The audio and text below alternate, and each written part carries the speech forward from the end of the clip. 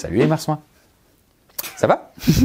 Moi ça va plutôt pas mal. How are you doing? What? Bah quoi, vous parlez pas anglais? Ah, c'est étonnant car on trouve quand même pas mal de vos congénères dans la Tamise. Vous savez, le fleuve qui passe à Londres. D'ailleurs, en parlant de la ville de Big Ben, il y a un sujet qui semble vous passionner. Encore en tout cas, certains commentaires sous quand même beaucoup de nobules. Et c'est tout naturellement l'histoire de Jack l'Éventreur. Ah ouais, ce bon vieux Jack qui se serait rendu coupable du meurtre d'au moins 5 prostituées du quartier de Whitechapel. Cette histoire, bon, vous la connaissez probablement, elle défraie la chronique depuis 1888 et continue d'ailleurs aujourd'hui d'inspirer pas mal de récits plutôt glauques, faut le dire. En fait, pour vous dire, sa réputation terrifiante est même devenue une source de revenus touristiques dans la capitale anglaise. Si vous vous rendez à Londres, des visites organisées permettent de se replonger dans l'ambiance du vieux Whitechapel et de vous promener dans les rues qui ont vu errer un mystérieux tueur, au mode opératoire particulièrement sanglant et dont l'identité est restée inconnue pendant très longtemps. Donc on capitalise sur un meurtrier, quoi. Ben bravo, bravo. Oui, tout à fait. Mais l'histoire de Jack l'Éventreur fait tellement partie du folklore britannique qu'énormément de visiteurs sont curieux de voir où se sont produits les crimes. Et frissonnent d'avance à l'idée d'avoir un jour pu parcourir ces mêmes rues un sombre soir de 1888. Ouais, ça a dû sacrément changer quand même. Je vois pas bien l'intérêt. Ouais, t'as raison. D'ailleurs, c'est pour ça qu'on va utiliser notre cher Gustave pour revenir à l'époque de Jack pendant l'espace de 24 heures. Une journée. Ça lui permettra de se dégourdir les jambes, ce sera pas mal. Et en même temps, bon, on pourra observer à quoi ressemblait la vie à cette époque. Et qui sait, peut-être que Gustave aura même l'occasion de rencontrer le terrible Jack. Alors, allons-y pour une expédition à travers l'histoire sur les traces du serial killer le plus énigmatique de tous les temps. Et demandons-nous, vivre au temps de Jack l'Éventreur pendant 24 heures, ça fait quoi ?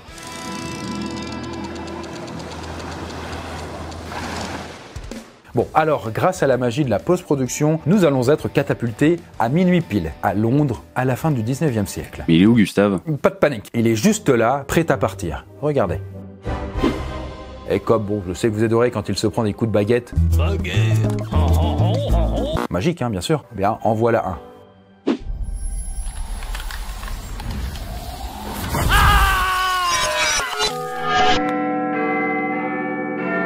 Il est désormais prêt à passer 24 heures dans les rues de Jack l'Éventreur. Superbe. Nous l'avons embarqué en pleine époque victorienne, nommée ainsi car elle correspond au règne de la reine Victoria, qui est un règne donc particulièrement long puisqu'il s'étend de 1837 à 1901. C'est voilà. Bon, c'est long quoi, oui. Et comme je dis toujours, quand c'est long, c'est trop long. Et c'est d'ailleurs vraiment la super classe pour l'Empire britannique à ce moment-là, puisque c'est carrément la première puissance mondiale, notamment grâce aux colonies des Indes et à la révolution industrielle. On assiste aussi à l'essor des sciences et à un vif intérêt pour la biologie, la médecine et les sciences naturelles, qui commencent à tenir tête aux puissances religieuses, malgré tout encore très présentes. Il règne une ambiance étrange entre les usines, la pollution et la misère qui sévit dans les rues. C'est aussi l'époque de Sherlock Holmes, d'Oliver Twist et de Sweeney Todd.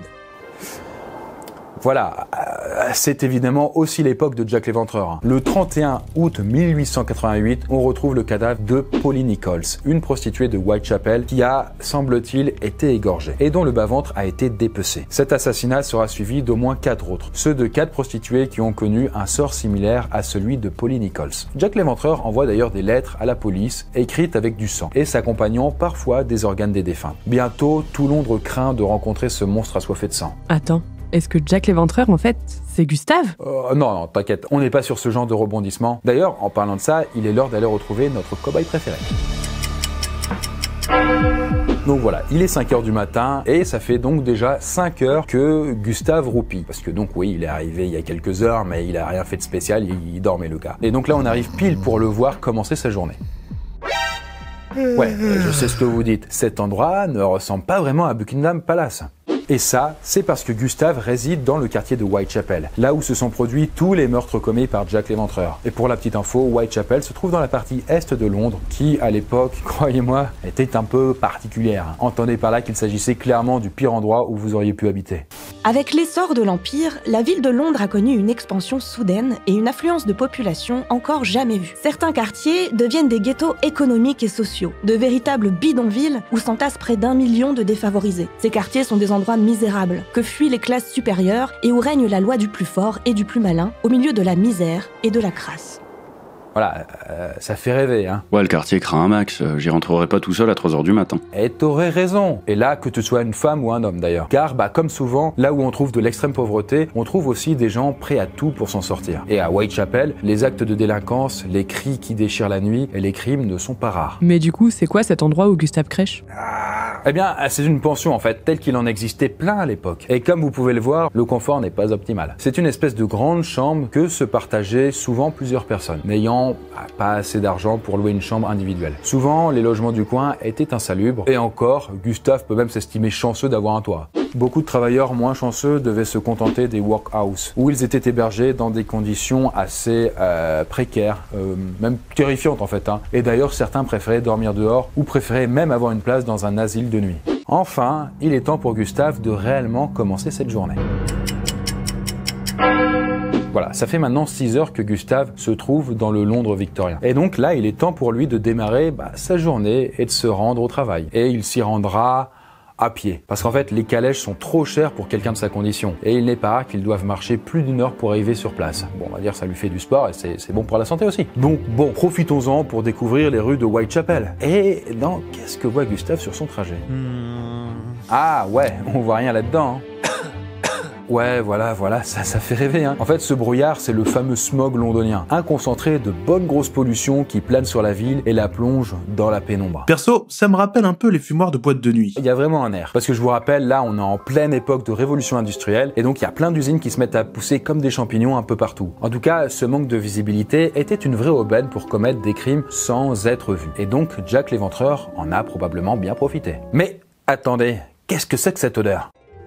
Ah ouais, là on pourrait penser que c'est celle d'un cadavre qui pourrit au coin d'une rue. Mais pour une fois, Jack n'y est pour rien. Tiens d'ailleurs, c'est quoi la pire odeur pour vous? Alors direct, c'est celle des dossards qu'on mettait en cours de sport et qui puaient la sueur là. C'est vrai qu'il y a un niveau, mais là, imagine quand même des rues complètement couvertes de déjections. Du coup, oui, je vous le dis, il y a des excréments par terre, des ordures et même du sang. Oui, le boucher abattait parfois les animaux à proximité des rues et déversait le sang directement dans la rue. Donc, il fallait s'habituer à toutes ces effluves, parfois dures à soutenir. À part ça, Gustave passe à côté de marchés, de vendeurs de rue, de toutes sortes. Il y a beaucoup d'orphelins et de clochards malades dans les ruelles aux alentours. Bref, une ambiance pas très Disney. Et ça donnerait quoi, un Disney en version glauque? Le boucher jette un pot de tripes bien moisi. Tout ce qui est dans cette rue est pourri. Depuis qu'on est arrivé, j'ai la gerbe qui monte au nez. Je crois que je me sens pas bien zobé. J'ai la gerbe. Mais non. Je vais vomir. Ok, c'est sympa. En tout cas, Gustave entend aussi un crieur de journaux annoncer la une du jour. Oyez, oyez, Jack l'Éventreur frappe encore. Une prostituée retrouvée égorgée du côté de Hanbury Street. Mais il est l'heure de se mettre au boulot. Voilà, il est 10h du matin et Gustave est en plein milieu d'une très longue journée de travail sur les docks de Londres. Il y transporte des marchandises arrivées par bateau et il gagne à peine 30 shillings par semaine, soit 6 €. Et tout ça pour des conditions difficiles qui lui abîment le corps. Mais bon, heureusement qu'il a une bonne constitution, pas vrai Gustave? Surtout que les journées peuvent durer jusqu'à 13 ou 14 heures, donc autant dire qu'après ça, il y a de quoi être épuisé et démoralisé quand on n'a gagné que quelques broutilles. Il faut dire que la plupart des jobs sont éprouvants et mal payés. Avec l'arrivée des machines, plein d'usines ont drastiquement réduit leurs besoins en personnel. Whitechapel a d'ailleurs le taux de chômage le plus élevé de Londres. La plupart des travailleurs y sont même carrément exploités. Et Gustine dans tout ça? Elle doit bien être dans le coin aussi, non? Gustine, je sais pas si t'as trop envie de savoir. Oh non, ne me dis pas que... Si. Et on fera même pas d'illustration. Bon si, vous avez une illustration, vous êtes gâtés, D'ailleurs, c'est quoi ces tarifs? On n'a pas à savoir ça, Quoi? Me regardez pas comme ça. C'était vachement courant à l'époque. En fait, les femmes souffraient non seulement de la misère et de l'exploitation, mais aussi du déshonneur. En effet, l'étiquette de l'époque victorienne était particulièrement stricte avec les femmes, qui devaient souvent construire leur avenir sur leur bonne réputation, laquelle était très fragile. Un enfant hors mariage, un adultère, un avortement, tout cela pouvait coûter très cher. Beaucoup de femmes se retrouvaient alors dans des situations très précaires, avec des familles à nourrir. Pour survivre, nombreuses sont celles qui se tournaient vers la prostitution et vendaient leur corps pour une demi-miche de pain. D'ailleurs, en parlant de miche de pain, que mangeait-on à l'époque de Jack l'Éventreur? Eh bien, la réponse est simple. À Whitechapel, on mange ce qu'on trouve. Les plus chanceux peuvent s'offrir de la viande au moins une fois par semaine, mais il n'est pas rare de devoir se contenter de conserves, de pain et de fromage. Alors, évidemment, il existe des alternatives en cas de grosse dèche et si on a vraiment une énorme dalle. Par exemple, ce qu'on appelle le gruau, qui ressemble à un mélange de farine et de céréales et d'eau. Donc vous allez avoir le ventre un petit peu rempli et l'envie de gerbante. Bon, c'est pas si mal quand on sait que certains ramassent les trognons de pommes et les épluchures de légumes qu'ils trouvent par terre. Mais maintenant que la journée de travail de Gustave touche à sa fin, il est temps de rentrer. Parce que après tout, les rues de Whitechapel ne sont vraiment pas sûres. Il est maintenant 20h et Gustave n'est toujours pas mort dans les bas-fonds de Londres. D'ailleurs, sur le chemin du retour, il croise beaucoup de gens bien alcoolisés. Ah, enfin un truc un peu sympa. Je peux venir? C'est pas aussi festif que tu l'imagines en fait. Parce que, en réalité, l'ivresse est quasiment constante dans les rues de East End. On trouve beaucoup d'alcooliques, hommes d'ailleurs comme femmes. Et pour cause, l'alcool est l'une des seules choses qui leur permet d'échapper au quotidien.